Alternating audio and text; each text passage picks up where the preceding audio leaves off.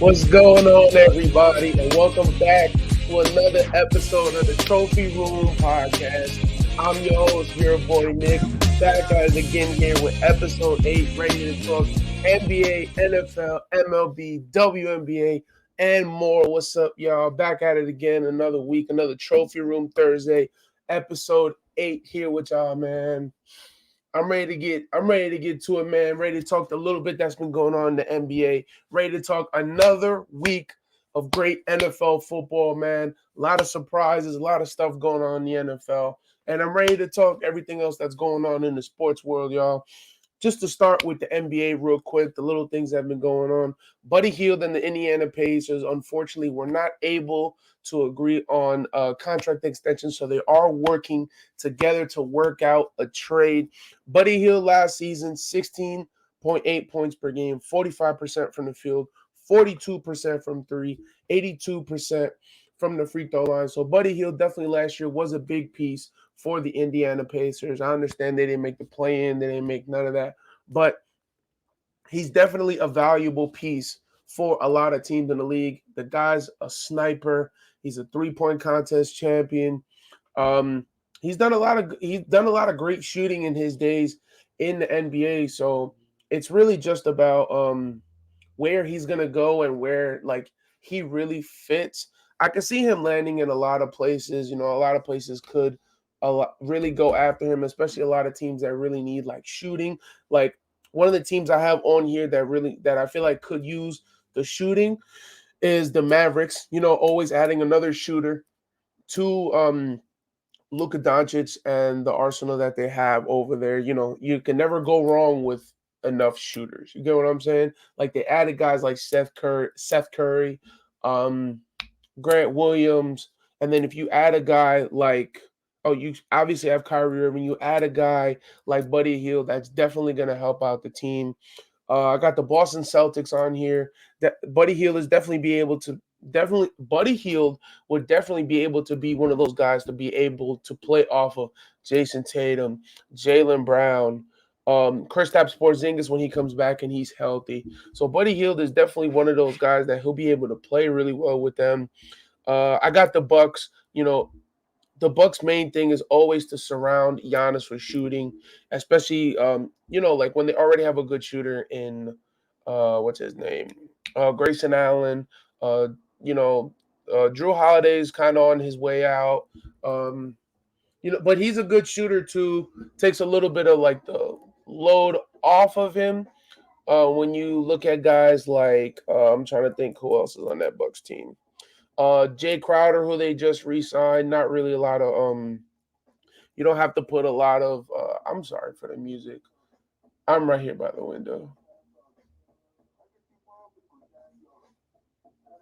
Somebody playing something out there. I don't know what is going on. Like, but yeah, like I was saying, man, talking about the Bucks real quick, like like I said, you can always add great shooting around Giannis Antetokounmpo. You have a guy like Jay Crowder who's probably not going to play that much, but then obviously that's taking away more minutes if you trade for Buddy.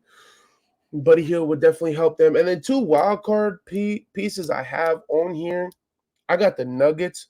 I think the Nuggets would be dope. You know, you lose Bruce Brown to the Pacers, and then essentially get a better shooter than Bruce Brown.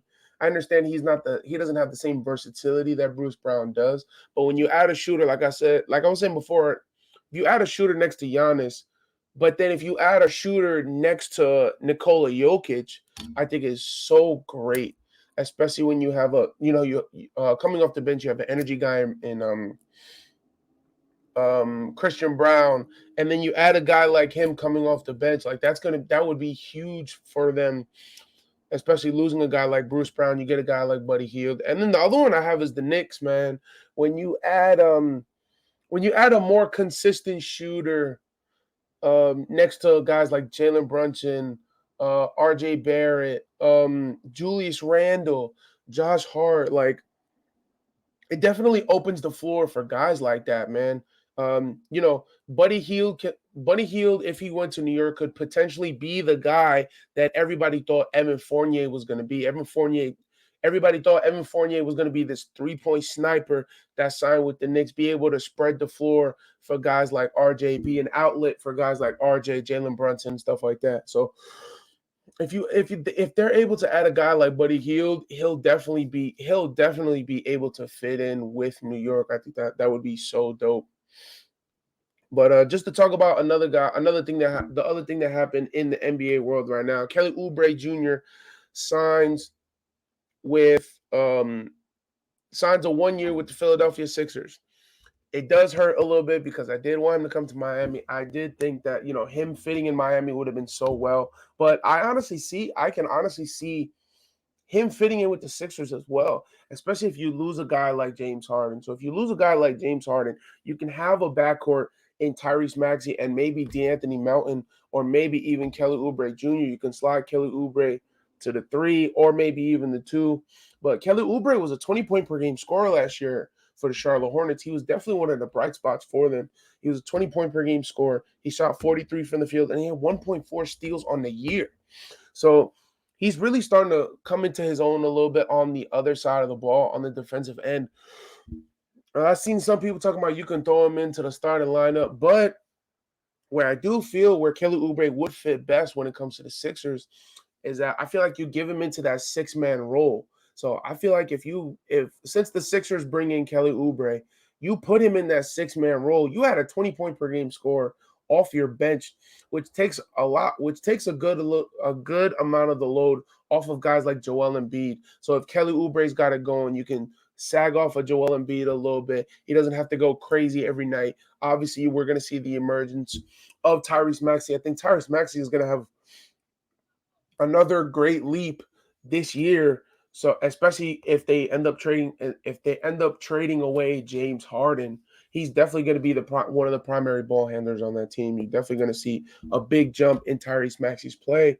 But I mean, honestly, even if they do or they don't end up trading Harden, I think Kelly Oubre should still come off the bench, be in that 6-man role, because you can see a guy like Kelly Oubre win 6-man of the year, averaging 20 points per game, possibly 43. Like last year, 20 points per game, 43% from the field, 1.4 steals. You could definitely see him be one of the more prolific guys off the bench. I understand he might not score 20 points per game because, with the arsenal that the Sixers have in Tobias Harris, Joel Embiid, Tyrese Maxey. I'm trying to think who else do they have that could really get themselves going. I mean, whether they have James Harden or not just adds to what I'm saying. But yeah, man, I think this was a big move for the Sixers. I think this was really good for them. Getting him for a 1-year rented deal, like a prove-it deal, I think that's great. But yeah, that's the little bit I wanted to talk about the NBA. But now I'm gonna get on to the NFL just to talk about some of the week, just to talk about some of these past week top performers in week 2 in the NFL. I got 2 QBs here and I got 2 wide receivers. My first wide receiver shout out to Mike Evans, man. Mike Evans on a contract deal. He's really been proving it these past 2 weeks. He's been telling the Buccaneers, yo, my man, like, if we want to succeed, you got to pay me, man. So I've been saying it for a while for like other teams, but like the Bucs got to pay him, man. Like, for real. He's been Baker's number 1 target. He's been such a bright spot for Baker, be able to help Baker prove that he can still be a starting caliber quarterback in this league, especially for the Buccaneers. Buccaneers are 2-0. I get it when you play the Chicago Bears. That's kind of easy. Their defense is nothing to rave about. And the same thing with the Minnesota Vikings. But man, I think Mike Evans has been huge. Last week, Mike Evans put up 6 receptions, 171 yards. He had a touchdown, and he averaged 28.5 yards per catch. I think that's insane. Like, only 6 yards, and every time Baker threw to him, it was first down and then some. Yeah, Mike Evans is definitely on his way to having another 1,000-yard receiving year, man. I think Mike Evans has been slept on this year, so I think he's going to be great.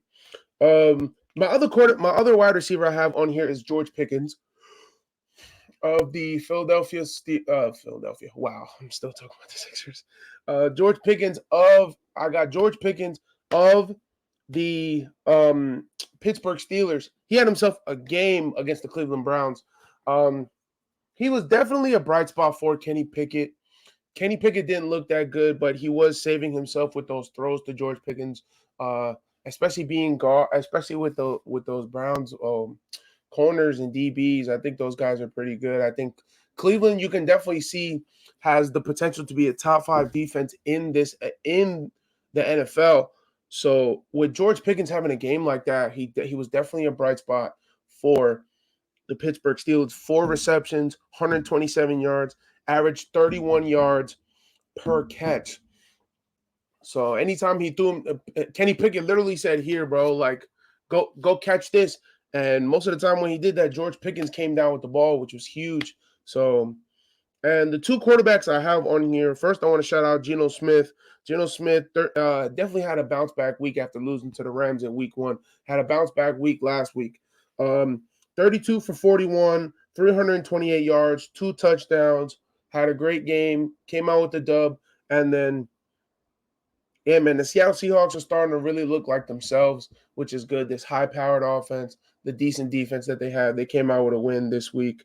And then the last quarterback I want to highlight, man, I know people say that they played one of the worst teams in the league, but I got to give credit where credit is due. Shout out to Daniel Jones, man. Daniel Jones, 26 for 37, 321 yards, 2 touchdowns, and 1 interception.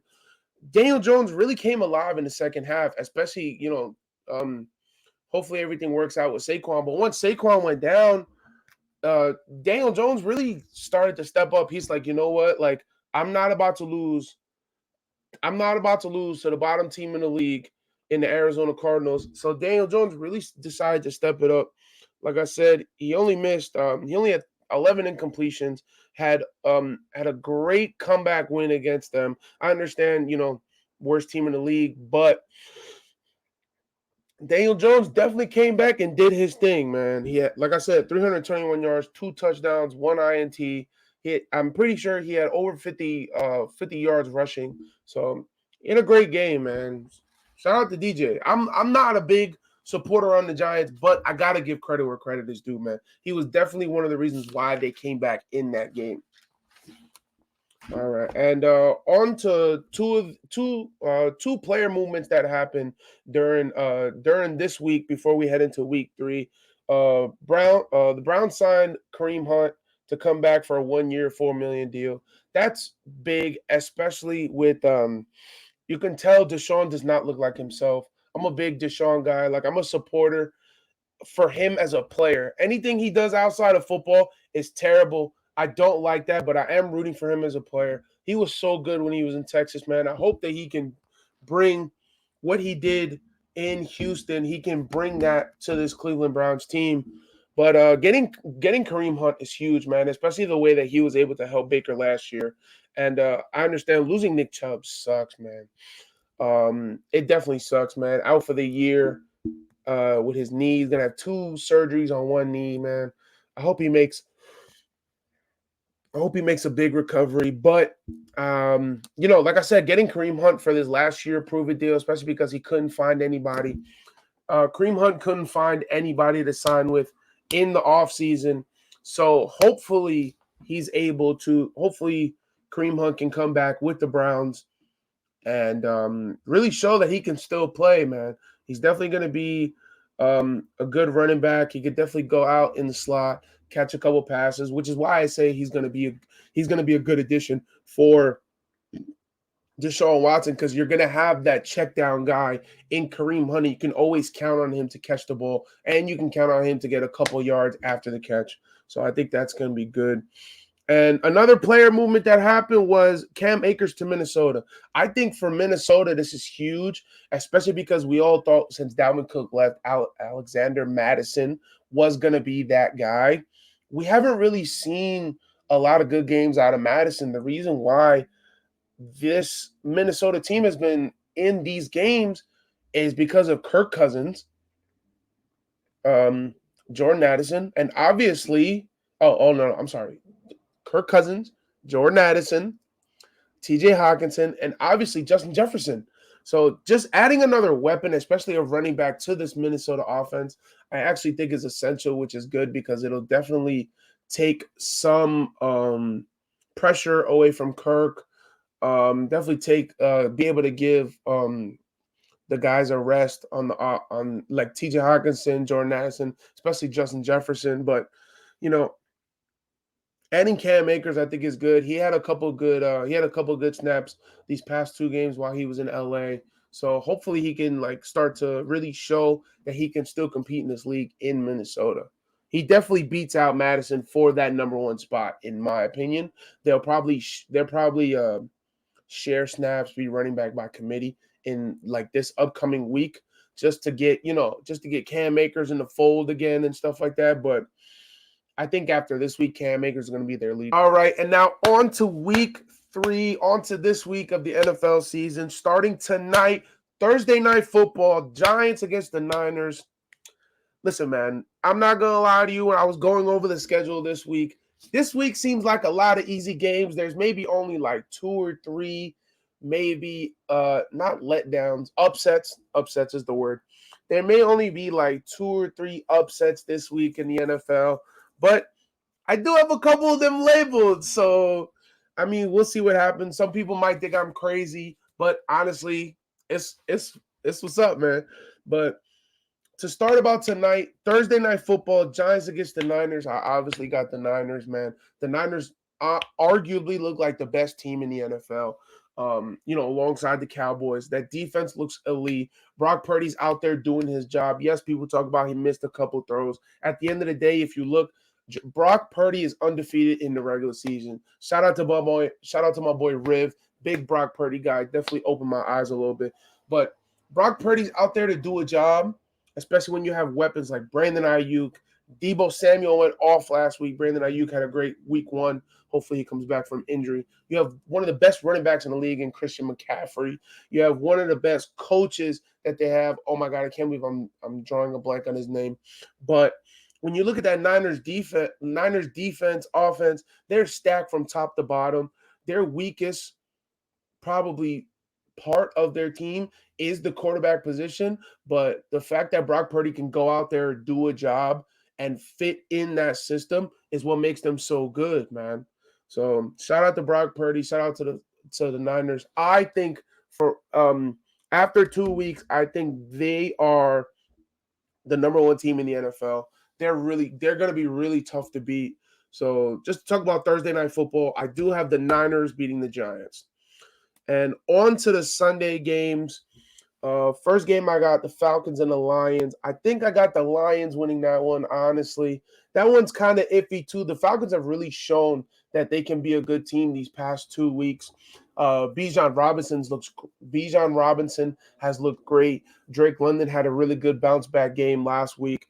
Desmond Ridder starting to show he can pass a little more, even though he does have his moments. But talk about this Lions offense, man. This Lions offense is really starting to get back to what they were last season, one of the top passing offenses in the NFL. Well, honestly, one of the top point generators last year. So the Lions have been great. The Lions have been great these past 2 weeks. So I really want to see what happens between them and the Falcons this week. That's kind of one of my toss-ups, but I think the Lions are going to win that one. Talk about the Chargers and the Vikings. I don't know what's going on in LA when you talk about the Chargers, but they're 0-2, and I'm honestly worried. I don't think like Austin Eckler is great, but losing Austin Eckler is so huge. I think Justin Herbert's a great quarterback. I'll never take nothing away from Justin, but obviously I've told people I had to see it. I have him in my top 10, but I don't know, man. The Vikings have been on a roll. Last week, Kirk Cousins went crazy against the I forgot who they played last week. I can tell you right now. Yeah, I had the Vikings beating the Vikings. Why don't I have the Vikings on my schedule? last week? Oh, the Eagles. The Eagles. They did lose to the Eagles, but Kirk Cousins went off that week. It was not an easy win for the Eagles. So I definitely think that, especially adding Cam Akers, I think this offense is going to be really good. And when you look at the Chargers defense, like the Chargers defense, they got some good names on there, like brand names, but this defense has not been good, man. Like, uh, they haven't. The Chargers defense has not been good. So if the Chargers go down 0-3 this week, something's going on over there, man. Something's going on over there. But I do got the Vikings winning. Next game, I got the Saints and the Packers. I do have the Saints winning. Obviously, I'm not trying to show a favorite because I'm a Derek Carr guy. Even though the Saints have won back-to-back games, when they're close scoring and stuff like that. They beat the Titans by 1. They beat the Panthers on Monday Night Football. But, Bryce Young was able to, get a late touchdown, try to rally the troops, come back and get a win. But when you look at the Saints, man, the defense is top tier. Michael Thomas is starting to look like himself again. You have a guy, what's his name, is coming back soon, Alvin Kamara. So this Saints team is only going to get better. But I do have them beating the Packers because, one, Aaron Jones is not fully healthy yet. We still don't know if he's going to return next week. I understand this Packers defense is really good too, but Derek Carr has definitely made some great throws, and he's been shown to be the leader of this offense. Just talk about the Packers real quick. Packers, I think they're 2-0 too, or 1-1. I don't remember. But when you look at the Packers, Jordan Love's been playing great. I'm not going to take that away from him. I just got to, see it for the whole season, in my opinion. Let's see what happens when you go up against a real defense. You played the Bears week 1. You played, who did the Packers play week 2? Wow, I'm totally drawing a blank. Packers played the Falcons week 2. And I think they won. No, they lost. They lost to the Falcons. I don't remember. Wow, I can't believe I'm drawing a blank.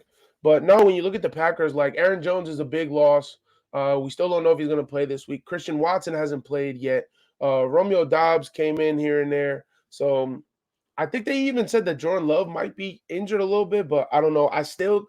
Whether those guys play or not, I think Aaron Jones is definitely a big it factor. So if he plays, the Packers definitely have a higher chance of winning, but I'm still going to go with the Saints. And then the next game, I got Texans and Jags. Obviously, I got the Jags winning. I understand they only put up 9 points last week against Kansas City Chiefs. They definitely had their struggles, but that's just the Chris Jones effect, man. They brought Chris Jones back. Chris Jones was able to play, and you definitely saw it. Calvin really wasn't throwing the ball like that. Trevor Lawrence really didn't throw the ball Calvin Ridley like that. So their offense did look a little slow last week. Besides Christian Kirk had a great game. But I still believe in this Jags team. I still think they're going to be really good. But just talk about the Texans real quick. Texans are no sleeper, though. I love C.J. Stroud. He's looked really good this week with the connection between him and Nico Collins has been great. So I think they're going to be a good like wide receiver quarterback duo this year, especially because they're two young guys and they're going to play really well. So, but I still got the Jags winning this game. Broncos and the Dolphins. I like the Broncos, but they haven't really shown a lot. Russell Wilson's played a lot better to start these 2 weeks. Even though they're 0-2, the Broncos have Russell Wilson has really shown that he can still play at this level. So I'm rooting for Russell Wilson. But the Miami Dolphins look like one of the top 5 teams in the league, man. Their offense is probably one of the best in the league. Tua Tagovailoa is lighting up the charts right now. Obviously you got the Cheetah and Tyreek Hill. I hope Jalen Waddle comes back from concussion protocol really well. Raheem Mostert had a great game last week. So I definitely got a shout out to the Miami Dolphins. Right now, they're definitely one of the top 5 teams in the league right now. So I got the Dolphins over the Broncos. I got the Cleveland Browns over the Tennessee Titans, man.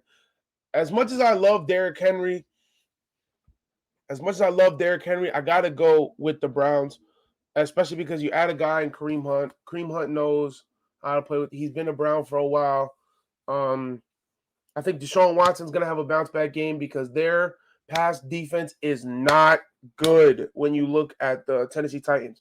Tennessee Titans, I'm sorry, I keep playing my mustache. The Tennessee Titans, their pass defense is not good. So hopefully you saw some great throws from Deshaun these past 2 weeks. Well, not the first game because the rain game and whatever. But watching Deshaun last week, he had a couple great throws to Amari Cooper. Him and Elijah Moore definitely got to clean that up. There were a couple times where Elijah Moore was just out of bounds, couldn't get the toe tap. So, but that's definitely going to improve. What's his name? The guy who replaced Nick Chubb last week, he looked really good. He had over 100 yards rushing, I believe, but he looked really good. Yeah, they just lost because that Steelers defense is so good. But no, yeah, still got the Browns beating the Tennessee Titans. I'm not a believer in Ryan Tannehill. I don't know why D-Hop signed there. I think D-Hop could have went somewhere else. But still, I think I got the Browns beating the Titans. I got the Bills beating the Commanders. I understand the Commanders are 2-0. Bills are 1-1. We're talking about Sam Howell. No disrespect. Sam Howell, he's definitely shown what he can do these past 2 weeks. We're talking about Sam Howell versus Josh Allen. Terry McLaurin, Stephon Diggs. Come on, man. I think this is when the Commanders end here, their winning streak. But yeah, I got the Bills winning this one. Ravens and the Colts. I hope Anthony Richardson plays because I think it would be a great headline. Lamar versus what I think is Lamar Jr. They have a lot of similar play styles, but definitely the Ravens. The Ravens are the overall better team. I don't even know if Anthony Richardson's going to play, and if he doesn't play, your starting quarterback is Gardner Minshew. I understand Gardner's not a bad guy. He played really well when Anthony Richardson went out, but Anthony Richardson is just that guy, man. I think he's going to overall be the best quarterback to come from this year's draft over CJ Stroud, over Bryce Young, over all them dudes. I think Anthony Richardson's really going to be that guy. But I still got the Ravens winning. Patriots and the Jets is the next game. This one kind of hurts me a little bit because I'm gonna go with the New England Patriots. The New England Patriots are overall a better offensive team than the New York Jets because of one person. Mac Jones is a lot better than Zach Wilson. I understand Zach has Garrett Wilson, Breece Hall, Dalvin Cook, Alan Lazard.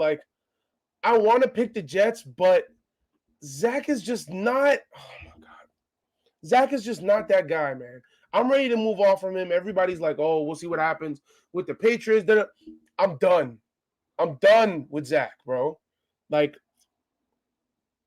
Aside from the 3 turnovers he had against the Cowboys, he does not look good, man. He didn't look good. Yeah, he played okay against the Bills. He went down against the Cowboys. I'm done, bro. I can't see this for another whole year. When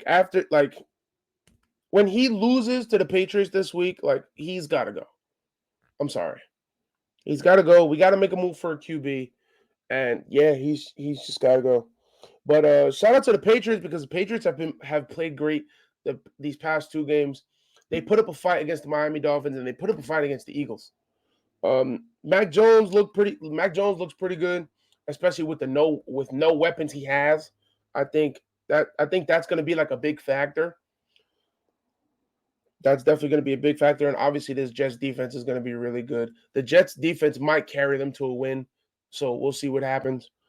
But I definitely got the Patriots winning this game.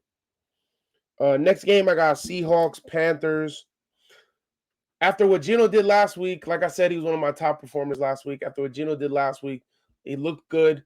Seahawks played really well. I got the Seahawks winning this one. Panthers coming off a Monday Night Football loss to the New Orleans Saints. Yes, they definitely have something to be proud of. The Panthers, they definitely have something to be happy about. Bryce Young looked good, but they really set him up for failure, dude. You sign an old dude in Adam Thielen. I was watching Adam Thielen run routes. He just can't get the separation he used to. He's not the same guy. Their best offensive weapon is Miles Sanders.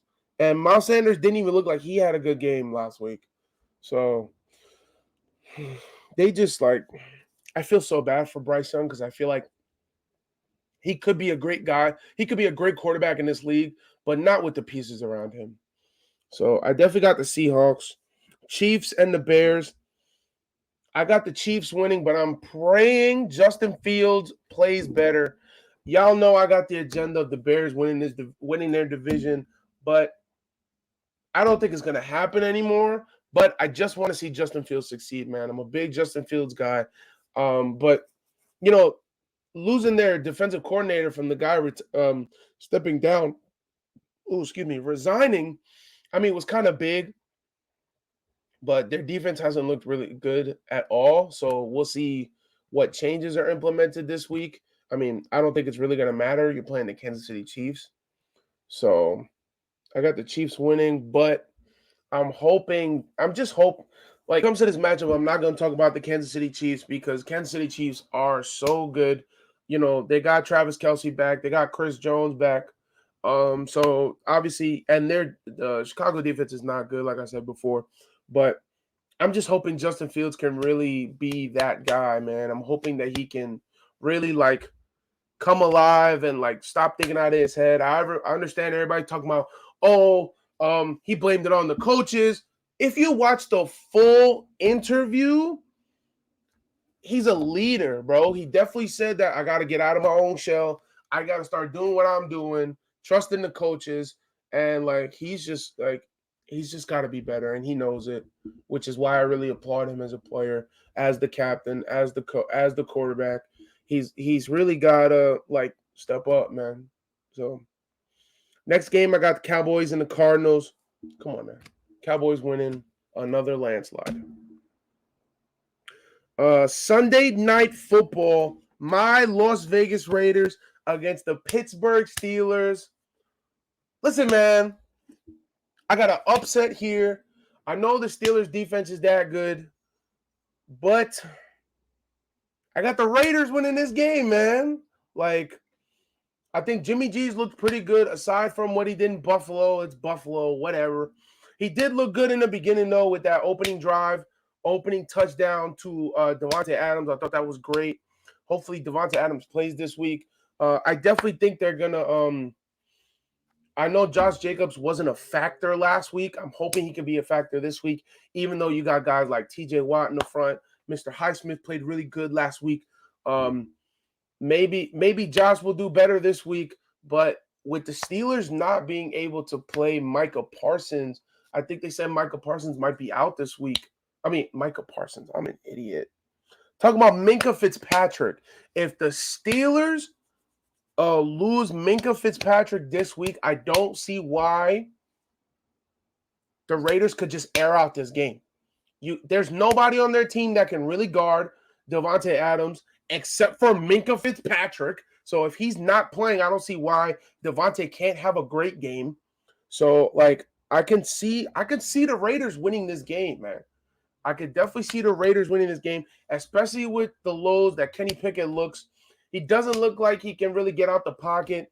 He's going to be food for a guy like Max Crosby. So, I mean, we'll see what happens, man. I mean, I think the Raiders can really win Sunday night. So we'll see what happens.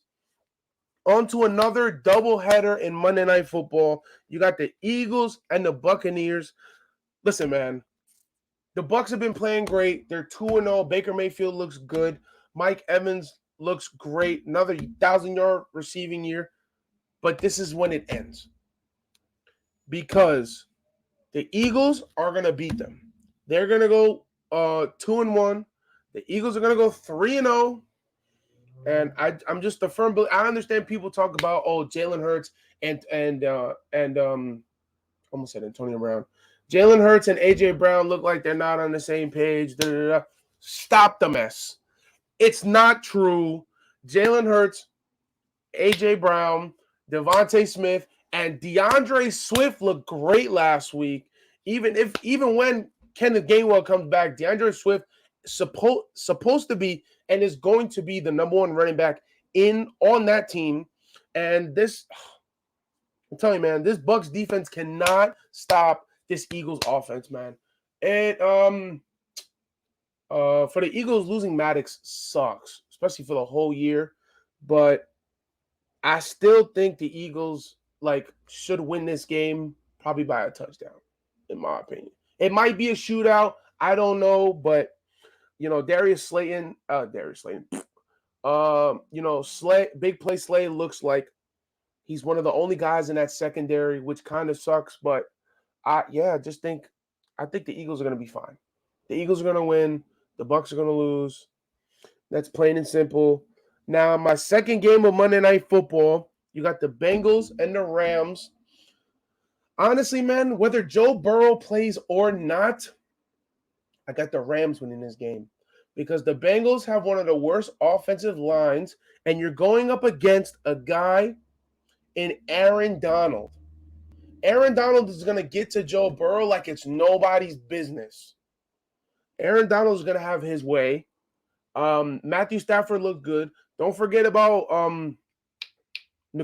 Nakua is having a great year. First two games of a rookie broke records.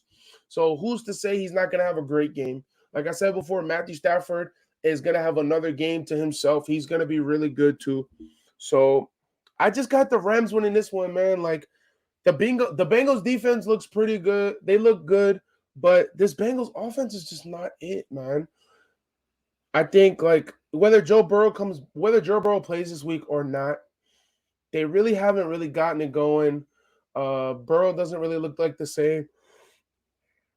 Doesn't look like the same guy. Doesn't look like none of that, man. It's just like they're gonna go 0-3, and that's just the way I look at it. So we'll see what happens.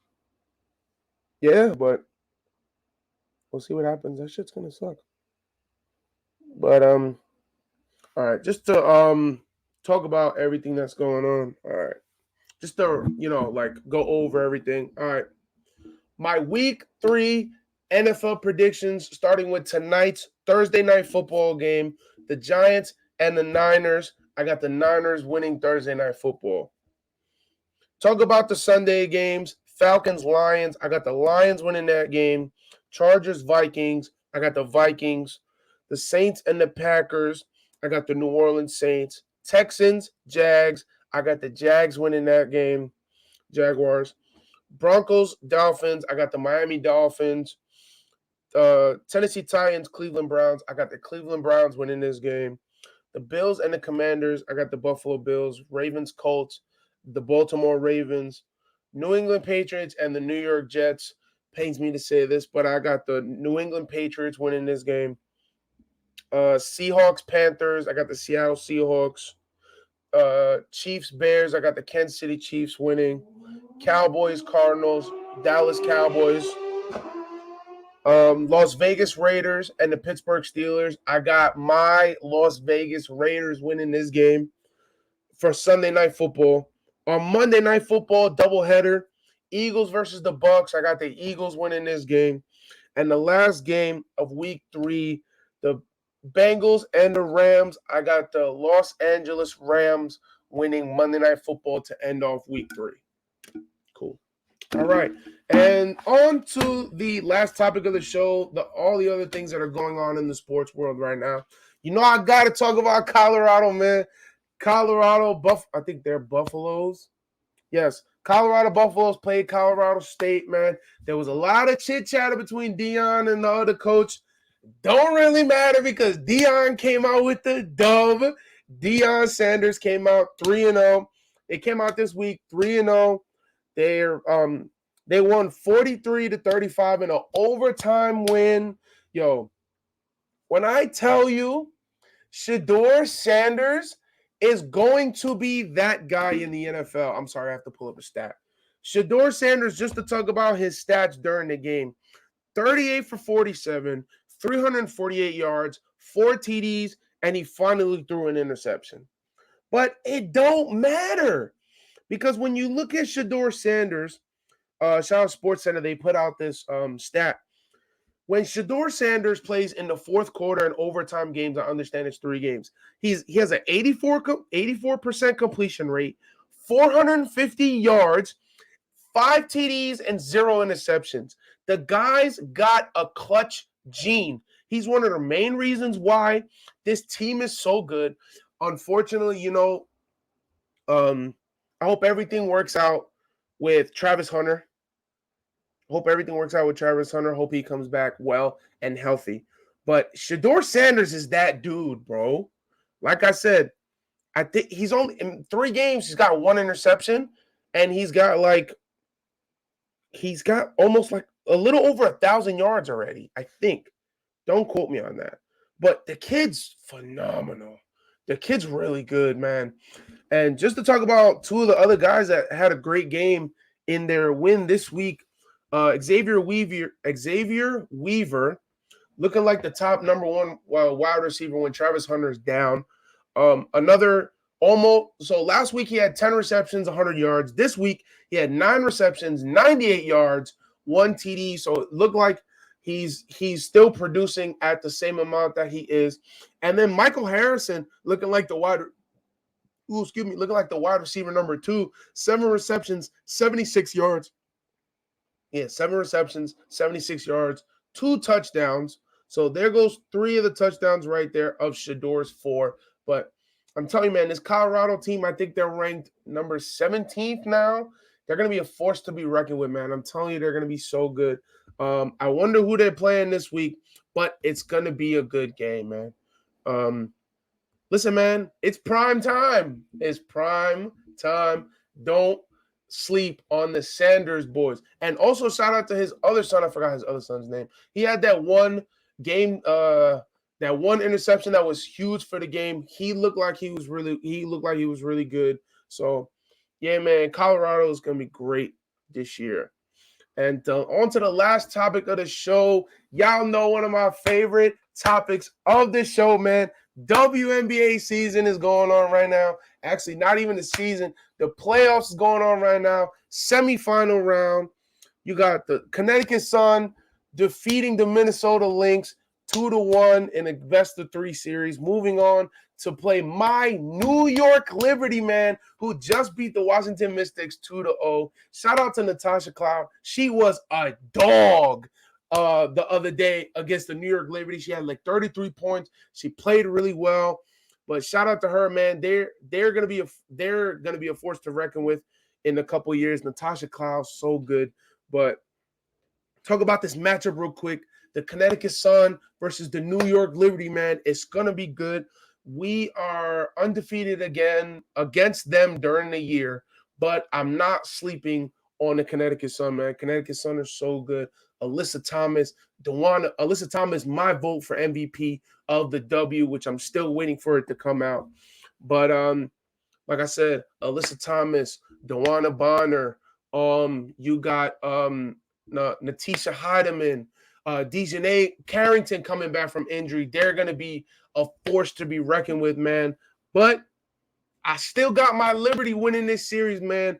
We got some of the best. We got one of the best starting 5s in the W, man. Just to start top to bottom. Courtney Vandersloot, the general, getting the offense going. Sabrina Ionescu, the sniper. She's a killer. But Najee Laney, small forward, she's been killing. She had a great game against the Mystics on Tuesday. Obviously, we got one of the league's best in Brianna Stewart. Stewie, man. Like I said, one of the best in the league, one of the best shooters, one of the best players. And then at center, we got the Jonquel Jones, who's really come into her own ever since like the halfway mark, the all-star mark. She's been getting double-digit rebound games, double-digit points per game. Like, she's really been the anchor of that defense and being able to get on the boards and get us the second chances that we need. And yeah, man, I'm telling you, I got the New York Liberty, but I'm not sleeping on the Connecticut Sun, man. Not sleeping on the Connecticut Sun. And on to the last semifinal matchup of the W. You got the Dallas Wings, who just beat out the Atlanta Dream, and you got the Las Vegas Aces, who beat out the Chicago Sky, man. We all know what the Aces are. If you guys watch WNBA, the Aces are they had the best record in the league. They're so good. Asia Wilson is a dog. Kelsey Plum, dog. Chelsea Gray, dog. Jackie Young, dog. And they just had what's her name win 6th Woman of the Year. She looked really good. Oh my God. I think her last name was Clark. I'm trying to remember. But she won 6th Woman of the Year. Shout out to her. And going against the Wings are no joke, man. They just had the Wings, man. They got Enrique. Enrique's really good, the leader of that team. And then shout out to Seto Sabali winning the WNBA Most Improved Player of the Year. Last year, she averaged 11.3 points per game, 4.8 rebounds, 2.1 assists. This year, she killed, man. She went up in every stat. 18.6 points per game, 8.1 rebounds per game, and 4.4 assists per game, being that second person for the Dallas Wings. She solidified herself as a star this year. But listen, the Wings are going to put up a fight, but I still got the Aces because I really want to see that Liberty Las Vegas in the WNBA Finals because I really want to go to one of those games, man. In New York, I'm literally going to drop a check for those seats, man. That's going to be so fun to watch. I hope it happens. But I can definitely see the Connecticut Sun giving us a fight. I'll never take that away from them. And I hope Alyssa Thomas wins MVP. She's really the engine for that team, like I've said before. But yeah, man, WNBA semifinals are starting this week. Connecticut Sun versus the New York Liberty, and the Dallas Wings versus the Las Vegas Aces, man. All right, y'all. And that's going to wrap it up for episode 8 of the Trophy Room podcast. Oh, if y'all stay with me this long, man, I want to let y'all know in 2 weeks, I'm going to have episode 10. I'm going to have my first guest on the show. I'm not going to tell y'all who it is because some of y'all might not know him. Some of y'all might know him, but I'm not going to have any spoilers. Y'all just going to have to tune in for episode 10. Episode 10 is going to be great, man. I already got a bunch of ideas. Hopefully it all works out. But yeah, man, this is going to wrap up episode 8. Make sure y'all follow Trophy Room Podcast on all platforms. Make sure y'all like the video, comment on the video, subscribe to the channel, watch all the other videos. And most importantly, man, make sure you tell your friends, man. Let's go.